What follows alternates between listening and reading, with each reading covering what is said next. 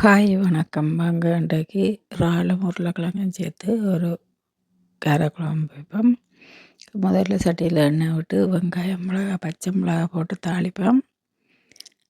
தாளிக்கிறதுக்கு சோம்பு, வெந்தயம் சேர்த்துக்கொள்ளுவோம்.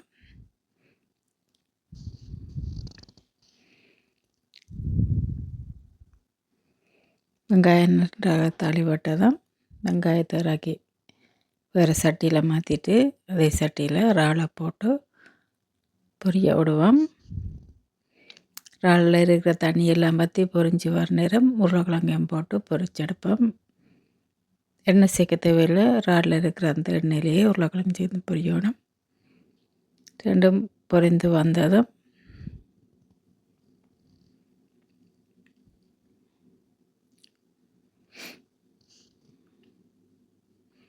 ரம்பையில் கருவேப்பிலை சேர்த்துக்கொள்ளுவோம்.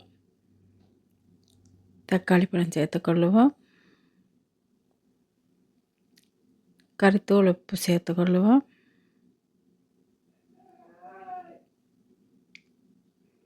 தேவையான அளவு தண்ணீர் விட்டு அவிய விடுவோம்.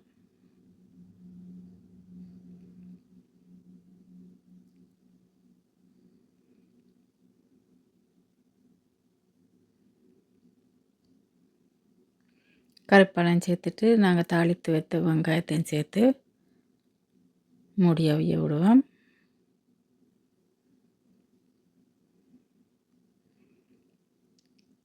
இடையில திறந்து கறியை பிரட்டி கிளறி விடுவோம். இறால் கறி அவிஞ்சு வந்ததும் இறைச்சி சரக்கத்தூளும் தேசி புளியும் விட்டு நன்றாக கிளறி விடுவோம். சுவையான இறால் உருளைக்கிழங்கு கறி ரெடி. இதே மாதிரி நீங்களும் செய்து பாருங்கள். அடுத்த வீடியோவில் சந்திக்கும் வரை விடைபெறுகிறேன். நன்றி, வணக்கம், பாய் பாய்.